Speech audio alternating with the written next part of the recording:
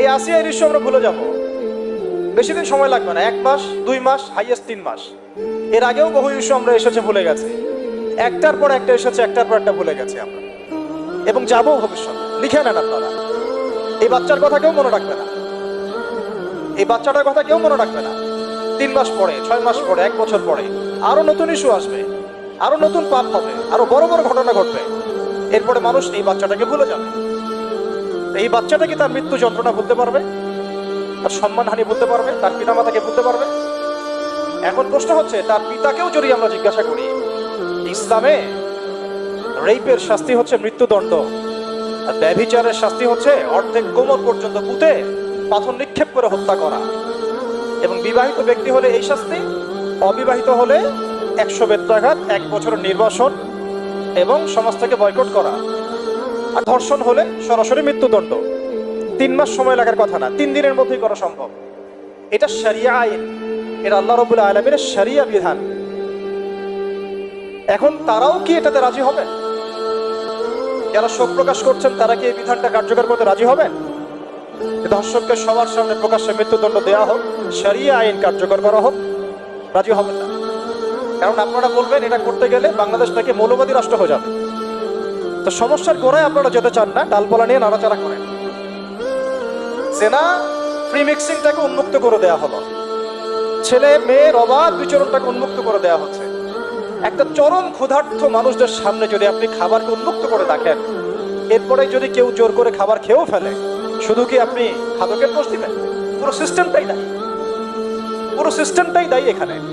আপনি নারী পুরুষকে অবাধ মেলামেশা দিয়েছেন, ফ্রি মিক্সিংয়ে দিয়েছেন, একদম ছোটবেলা থেকেই, স্কুল লাইফ থেকে, কলেজ লাইফ থেকে, ইউনিভার্সিটি লাইফ থেকে, জব সেকশনে, এমনকি রাজনীতি করতে গেলেও কর্পোরেট সেকশনে, ব্যবসায়িক সেকশনে, অফিস আদালতে, সব জায়গায় ফ্রি মিক্সিংকে অবাধভাবে আপনি উন্মুক্ত করে দিয়েছেন, আমরা উন্মুক্ত করে দিয়েছি। এর উপরে ছড়িয়ে দিয়েছি পর্নোগ্রাফি। পর্নোগ্রাফি সবার ফোনে ফোনে। পর্নোগ্রাফি দেখতে থাকলে একটা মানুষ বাচ্চাকে না, কয়েকদিন পরে পশুর সাথেও জেনা করতে পারে। যদি সামনে দেখেন যে মানুষ পশুর সাথে জেনা করেছে, আপনারা অবাক হতে পারেন, আমি অবাক হব না। কারণ পর্নোগ্রাফি মানুষকে পশুর সাথেও জেনা করতে শেখাবে। বাচ্চা তো কিছুই না। এর উপর আছে বিবাহ বহির্ভূত সম্পর্ক, ব্যভিচার, জিনা, প্রিমিক্সিং, ভ্যালেন্টাইন্স ডে এর মতো দিবসগুলো পালন করে ছেলে মেয়ের অবাধ মেলামেশা।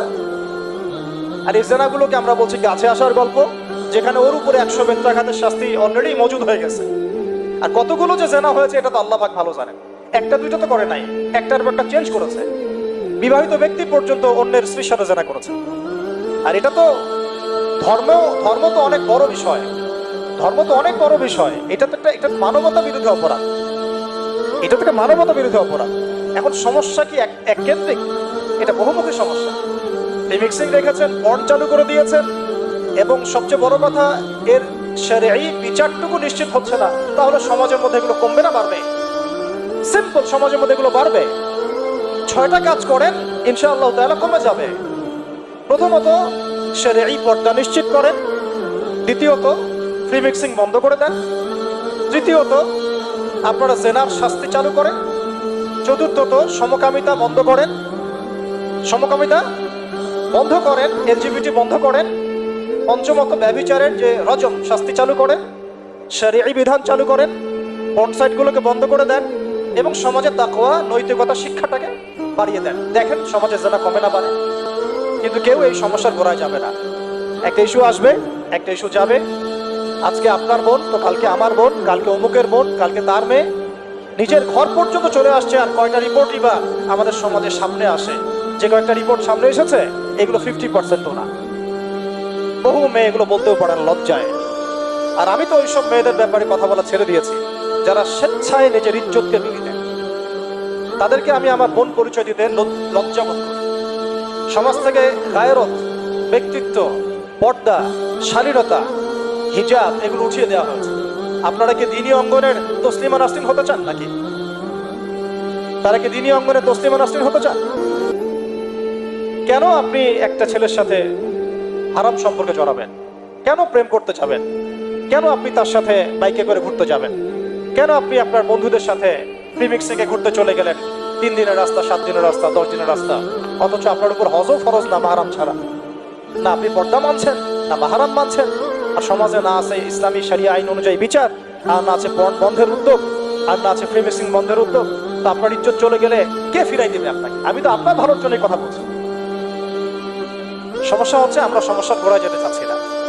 আজকে এই কথাটা আমি এখানে বলতে চাই নাই, শুধু কথা প্রসঙ্গে চলে আসছে যে এই যে মেয়েটা কাতরাতে কাতরাতে মারা গেল আছে, আপনারা দেখে নিয়েন 3 মাসের মধ্যে এই মেয়েটাকে সবাই ভুলে যাবে। সমস্যার গোড়ায় আসেন। সমস্যার গোড়া হচ্ছে আল্লাহর জমিনে আল্লাহর দ্বীন ইসলাম বাস্তবায়ন না হওয়া পর্যন্ত এই মানবতার মুক্তির কোনো রাস্তা নাই। আল্লাহর কসম করে বলতেছি, আল্লাহর জমিনে ইসলাম, কোরআন, সুন্নাহ, রাসূলের আদর্শ বাস্তবায়ন হওয়ার আগ পর্যন্ত এই জাতির স্বাধীনতা বলে কোনো শব্দ নাই, এই মানবতার মুক্তির কোনো পথ নাই। কেউ আমরা স্বাধীন না, কেউ আমরা আমাদের ইনসাফ ন্যায্য অধিকারটুকু পাবো না। কালকে আপনার ঘরে এই সমস্যাগুলো আসলে আপনি এটাকে প্রতিহত করতে পারবেন না। বিচার চেয়ে বেড়াবেন এক মন্ত্রণালয় থেকে আরেক মন্ত্রণালয়, ফাইল ঘুরতে থাকবে, আপনার কেস বন্ধ হয়ে যাবে, আপনার মনের ইজ্জত ফিরে আসবে না। আর রাসূল সাল্লাল্লাহু আলাইহি ওয়াসাল্লামের জামানায় আপনি আমাকে রেইপের ঘটনা দেখান কয়টা ঘটেছে? সাহাবীদের জামানায় রেইপের ঘটনা দেখান কয়টা ঘটেছে? জেনার ঘটনা দেখান না কয়টা ঘটেছে?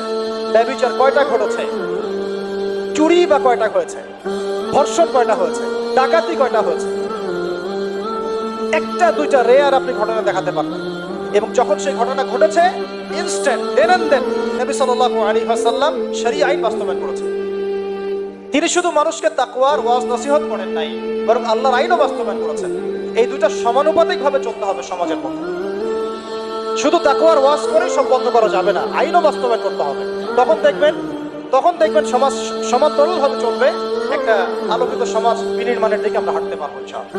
শুধু আমি ওয়াজ করে যাব, আইনের কোনো বাস্তবায়ন নাই, আবার আইন বাস্তবায়ন নিয়ে কথা বলবো, তাকওয়ার কোনো সমাজ নাই, এভাবে হবে না। দুটো একসাথে চলতে হবে।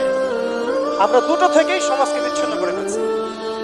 স্কুল লাইফ থেকে তাকওয়ার শিক্ষাটাকে আস্তে আস্তে শেষ করে ফেলছি। আমি তো দেখালাম তাকওয়া তো শিখবেন আপনি কোরআন থেকে, হাদিস থেকে, সিরাত থেকে, সেটাই তো আমরা পড়ি নাই। আমি চ্যালেঞ্জ করতে পারি আমাদের স্টুডেন্টদেরকে, আল কোরআনুল কারীমের 10টা সূরার অর্থ তারা বলতে পারবে, হাদিসের মধ্যে 100টা হাদিস তারা মুখস্থ বলতে পারবেন না। রাসূল সাল্লাল্লাহু আলাইহি ওয়াসাল্লামের পবিত্র জীবনী তারা 20 বছরে একটা কিতাবও একাডেমিক্যালি পড়েন নাই। ইসলামের ইতিহাসের একটা কিতাব একাডেমিক্যালি পড়ানো হয় নাই। তাসকিয়া সংক্রান্ত একটা কিতাব পড়ানো হয় নাই। ফিকহের উসুলে ফিকহ ছাড়া আপনি কিভাবে চলবেন? ফিকহের একটা কিতাব পড়ানো হয় নাই। তাহলে এই জাতিটাকে আপনি কিভাবে ইসলামের দিকে নিয়ে আসবেন? শিক্ষা ছাড়া। শিক্ষা না থাকলে, ইলম না থাকলে আমল কিভাবে আসবে? আমল না থাকলে তাসকিয়া কিভাবে আসবে? তাসকিয়া না থাকলে আত্মশুদ্ধি কেমনে আসবে? আর কিভাবে আমরা সৎ পথে থাকবো, অসৎ পথ থেকে দূরে থাকবো? কিভাবে আমাদের মধ্যে আল্লাহ ভীতি জাগ্রত হবে? আর আল্লাহ ভীতি যদি জাগ্রত না হয়, আমি গুনাহ থেকে কেন দূরে থাকবো? যার মধ্যে আল্লাহর ভয় নাই সে গুনাহ থেকে কেন দূরে থাকবে? তার মধ্যে তো আল্লাহর ভয় নাই। আমরা তাকওয়া বিবর্জিত সমাজ প্রতিষ্ঠার দিকে এত মেহনত করেছি বিগত প্রায় 50, 60, 70 বছর থেকে। কিন্তু আগামীর বাংলাদেশে আমরা এটা আর দেখতে চাই না। আমরা আগামীর বাংলাদেশে দেখতে চাই প্রত্যেকটা সেক্টরে যেন তাকওয়া নিশ্চিত হয় এমন ব্যবস্থা গ্রহণ করতে হবে, এবং একই সাথে আল্লাহ রাব্বুল আলামিনের জমিনে আল্লাহর বিধানগুলোও বাস্তবায়ন করতে হবে। শুধু তাত্ত্বিক কথাবার্তা বলে, দুঃখ প্রকাশ করে, শোক প্রকাশ করে কোনো লাভ হবে না, যতক্ষণ পর্যন্ত না আমরা আল্লাহ পাকের জমিনে তার আইন এবং বিচারগুলোকে বাস্তবায়ন করতে পারবো।